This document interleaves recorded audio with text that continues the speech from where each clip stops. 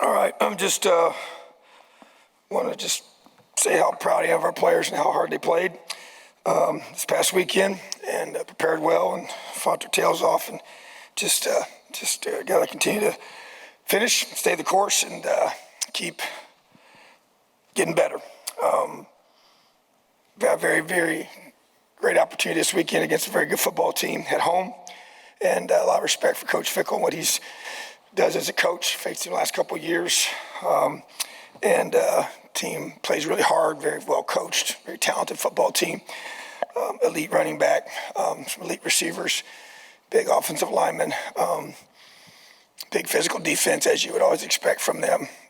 Tackle well, really good linebackers, like their size up front, and they got some good cover guys too. So well coached, and his whole staff there does a really good job. So great opportunity for our program. We know where we are. We know what we need to do, and it's just a matter of just locking in, focusing to the finish line. So very important week for this program. Defensive Scout Team Player of the Week. We got two guys, Ray Stewart, Jeff Etzinger. Proud of those guys. The effort they continue to give to us is huge. Offensive Scouts of the Week, Max Williams and Reese Bellum. And then Special Team Scout of the Week, Connor Hull. So proud of our team, the way the guys have just keep being resilient, and as a whole group continue to fight and battle, and just continue to sharpen each other as we go against each other in practice, and whether the role is a scout guy or good on good, however that looks. So going to continue and look forward to this weekend. Questions? Hey, Coach, you mentioned Wisconsin. For years, they were known for their offense, their power running game, kind of old school football. Fickle comes in, brings Phil Longo, air raid guy. What kind of differences have you seen in their scheme offensively and what they're trying to do? Significant. I mean, it's completely different than it's been in the past. I mean, it was, 2 and 3 tight end sets, shifting and power and just downhill runs, play action off of that, that was, they still run the ball effectively and well, and got an elite running back, and but just a different style without question. And Coach Longo's had a lot of success everywhere he's been, and so definitely different in the passing game significantly, and so just went out and brought in some receivers that have a lot of talent and more suited for that style of offense, and quarterbacks as well that fit that system. So they've done a good job of matching that up, what you need to do. And but yeah, it's really a completely different philosophy than they've had in the past, and so you kind of knew that obviously by who they hired and the direction they were going. So definitely creates new challenges for you. The throw game is very, very, vertical shots and reading and reacting to what you give them. They do a really good job of that. Very well coached in regards to finding, as we call it, green grass, in your coverages and things that they do well. So, and then the RPO system is a big part of what they do and how they are able to set things up. And then they have a really, a comprehensive run game. It's not, sometimes it's a couple run plays and that's it, but they're way more complex than that. And so do a good job with that. So very well thought out, really good system that I know they believe in. Yeah, Tom, in regards to, you mentioned needing to finish Saturday's game better. When you looked back at it, was there anything you identified that maybe you wish you would have done differently as a coach, I guess, offensively or defensively in kind of those last 5 or so minutes? Yeah, I mean, you think the last 3, and prior to the field, I answered the question, and after the game, definitely you look at the first and second down, like to be more aggressive there. The third down, I think, is definitely the right decision to make. Once you're in field goal range, you look at what happened before half. We threw an unfortunate interception right before half that cost us 3 points and gave us, it just could be a 6-point turnaround. We lost a chance to get 3, and that's obviously you want to make sure you don't do that in that third down situation. So that affects your thought process in some ways. But as we talked as a staff, those first couple downs or after the takeaway, you'd love to be able to. My comment on the headset, the offense, hey, let's go score a touchdown. That was my whole thought process there. And when we got the ball, that's what you want to do. And when you get the third down, it's like, okay, we got to be smart with the football here. Just make sure we, whatever we call it, we make sure we're smart and have a chance to kick a field goal to tie the game up at that point. So, but and then defensively, we just got to make a play. We kept stay true to what we've been doing, and they're still trying to, game is tied, so, they just need a field goal, so you can't just, get in, a different mode mentally. You got to be able to stop the run. They got two elite running backs that can hurt you. So didn't necessarily disagree with things there. You just got to make a play. We got to come up, and we played so well, especially that last quarter defensively, and just we're doing a really good job, and getting them in third and longs, and so just but we got to finish, but proud of our guys, man. They fought so hard, and you go back and you look and you try to make adjustments from things that you do, but yeah, just that'd be my thoughts. Tom, this is a little more out of left field, but obviously one of the bigger stories in the sport right now is what's happening up at Michigan. I know you played them, somewhat recently, and with all the talk of sign stealing and everything like that. Is that something that you were aware of, something that you encountered? And I guess do you have any thoughts on that situation? Do I have any thoughts? Wow, yeah, that's loaded. No, I've been asked about it, different things. So I don't know about what's going on there. But I know there's a gamesmanship to in-game, signals. I mean, that's why you see all the contraptions, and we kind of laugh sometimes about all the stuff that we go into, and we got 3 different signalers wearing goofy-looking shirts and hats and all these different colors, and so that's the gamesmanship of it. So, and then there's whatever, there's different things that goes beyond that. That's different to me, So, but I don't know enough about it. There's no question. A lot of conversations going on by a lot of people that don't know a lot of things, but there's also an integrity of the game, and I just believe in that. I believe you do things the right way, and you got to be able to stand up and give account for how you operate as a man, and look yourself in the mirror and know you do things the right way. So I'm not saying it didn't. I don't know what's going on there, but I just want to say that we need to protect the integrity of the game. So that's my stance on that. I think that's important. I'll try and follow that up a little bit, but asking about Wisconsin, looking ahead, you said that you've kind of found some building blocks offensively from the Penn State game that you kind of wanted to build off of. Looking at Wisconsin's defense, how can you kind of build off that foundation you set in Penn State? Well, you look what we were able to do, and against a really good defense, and we're playing another really good one this week, and so you got to be able to run the football, and we were able to do that, especially in the second half, in a very effective way, and we got to be able to, create explosive plays in the throw game. We were able to do that. And we got to build off of that. And the play of our quarterback, which is such a critical part of every offense, and his confidence and his growth and development is huge. And so just the way our receivers played, their confidence, I was so proud of those guys, and they made a lot of, some contested catches, and just did a great job. And just guys up front getting better up front. Our running backs are running hard. So just got to continue to build and grow off of those things, and continue to score more points. It's about that. It's about finding a way to get one more point than the opponent has on game day. So definitely a lot to build off of, and we're going to continue to focus on those things. Yeah, I know, Jalen Lucas has struggled with punt returns, but kind of overall in the offense, his touches are kind of been way down the last 3 weeks. Has it just been a kind of symptom of the offense looking for an identity with kind of the changeover, or do you need to kind of go back to try to get him involved in maybe some of the swing game, or what can you do for him? Yeah, I just think that, unfortunately, we've muffed some punts, and there were several leading up to this one. And so just trying to get that fixed, that has to be fixed, so that will be being addressed. And so, but, I know obviously they're keying on him defensively and trying to take him out of the game in some ways. And so we got to continue to find ways to get him the ball in space. And that's never going to cease to be a priority, but I think as you grow and develop, obviously the other guys making plays will obviously help him, have his opportunities when he gets those to take full advantage of them and maximize those, and just to relax and play the game, and not try to have to hit a home run every time with that. So I think that he's a phenomenal player, phenomenal person, and I want to see him continue to, and I think we will. I know we will. That's going to always be a goal for us, to get him the ball in space and to do it in a creative way each week, So, but it's everybody doing their job, receivers, running backs, O-line, quarterbacks, tight ends, So he's just one of those pieces for sure. Asking about, I guess, the impact of injuries. First of all, Brendan, everything kind of fine once he got through, coming out the next day, not feeling anything with the shoulder. Yeah, he's fine. Yeah.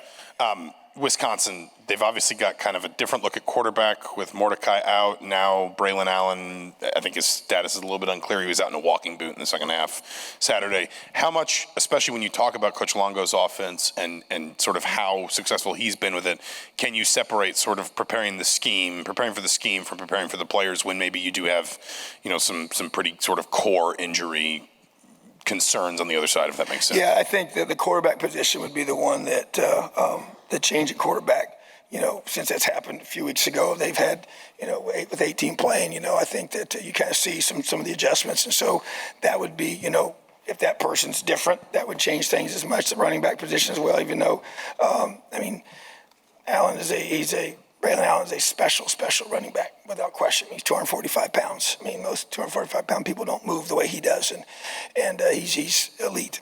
And so, we're expecting him to play. And so, but I don't know how much the scheme would change, based on who else would be in there. They got other talented running backs, So, but I do think the quarterback position is one where you got to be aware of who's the person in that spot and how that would affect, the way they call the game and per his skill set and his strengths and weaknesses, So, but obviously we, you got a system that we're playing here that's got a lot of history of great success, and so we just try to do what we can do to make sure that we are fully prepared in every way possible to whatever we might see. When you reflect on the QB process, really from fall camp to now, you have the alternating. You settle on Jackson, you alternate again in Michigan, you kind of settle again on Sorsby. The way that he played Saturday, I'm sure you're optimistic about that. Is there anything when you reflect on that process that you would change about the way that maybe the process went on as far as evaluating that throughout the fall? And then is there anything that maybe you would change if you're in a similar spot in the future? And I've, gone through and reevaluated that. The thing I think you see, though, as the season's played itself out, you kind of see the dilemma that we were in. You have two guys that, had shown signs of doing some good things and also showed signs of being young, and so neither one really separated themselves through the process, which made it challenging to make that decision. And so to me, you need to resolve it, basically, figure it out during fall camp. Well, that's great, so it's just, you're not playing a real football game in fall camp, especially with the way college is structured. There's no exhibition games, there's no other than what you do in practice. So with that information, we just felt like that we needed to see them play. And so that played itself out, and then we made the decision we made, and then weren't getting the growth we wanted to get from that spot. And so then I felt like we needed to kind of, do what we did. And then now we're where we are. So you just want to see whoever takes over to take it and then just start growing and take the position and run with it, And I think we've seen these last few weeks the growth with Brendan. And so, but I continue to say we have two very talented quarterbacks that are young, and we just got to, I feel good about the progress he's making. I'm excited for his future and for Taylor's future as well. Tom, over here. Your ability to keep the team able to play hard, to fight, to battle despite all the adversity and stuff, what is your approach to that? How are you able to do that, continue to do that despite, and obviously it seemed to pay off, certainly it paid off against Penn State. Well, I think you just want to capture the hearts and minds of your players. That's my goal from day one with this team. When guys come here, it's the character of our players. I attribute it to the leadership of our team, the captains we have, the leaders we have on our team, our coaches on our staff, being an extension of the message that we send. But, I just think you have to appeal to the heart of a young man, his mindset, and I'm such a big believer that how powerful our minds are, and that we don't allow circumstances to dictate the way we approach every day. It's so easy to do that. We all do it. I think young people really struggle with it. We get older, we start have a little bit different perspective on things, but just teaching young people to be able to, your effort, your attention to detail, the way you approach every day should not be based upon outside circumstances, how you feel, whether we won or lost last week, whether the last play was in your favor or against you, and to teach them just to focus on that. Sounds great. It's hard to do when things get hard and they stack against you. And so, but you just try to appeal to who they are and what motivates them. I talk so much about what's their identity. outside of being a football player, and because that's at the core of who you are as a person. And I build off of that. They had to articulate that to me throughout fall camp, and I draw back on those things and to try and help them work through the difficulties that I know they're going to face in football, and I know they're going to face in life. And as I tell our guys many times, man, life is really hard, and sometimes it's really unfair. And so football is an amazing teacher of life.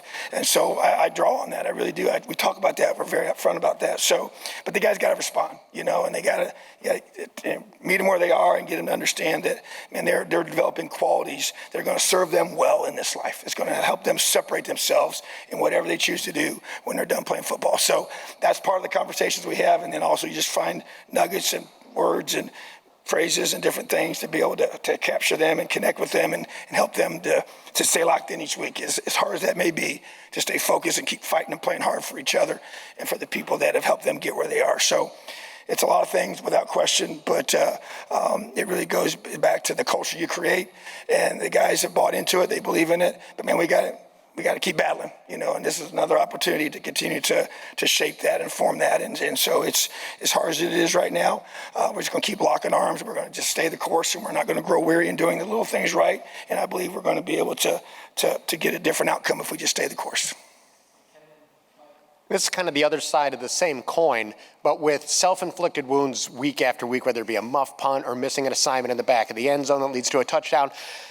As a coaching staff, how do you guys work together to make sure that that frustration doesn't then get put on the players, that you guys keep things positive and constructive without, as a group, just getting so incredibly frustrated with the self-inflicted wounds? Yeah, I agree. I think it's a great question, and to me, it's about us making sure we're doing everything we can do as coaches first. It's our responsibility to put them in the best position, and then if a young man is continuing to make some of those mistakes, then we got to, hey, are we doing something structurally to help him? Have we done enough of that? And if we have, and maybe we need to make a personnel change to put somebody else in that position to get that opportunity to be able to get a different outcome. So we're looking at all those different things, and there's no question. And that's it's on us, it's on me first, it's on our coaches, to be able to, for their areas of responsibility, because you're right, those are so frustrating, and then you do all that, and you still have a chance at the end to win a football game. And so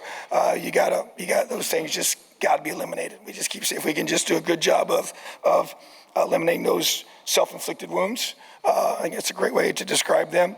And we call them CATs, crimes against the team. Things that we ourselves bring on ourselves. Those are things that was one of our goals, one of our 3 keys to winning football games. And so it's going to continue to be emphasized. There's no question about that. I believe in that. But obviously we're not doing a good enough job as coaches of getting that point across and getting the right guys in the right positions to help us finish those plays out. But yeah, it's a never-ending process. And this week is another quest to be able to eliminate those mistakes so we can have a different outcome on game day.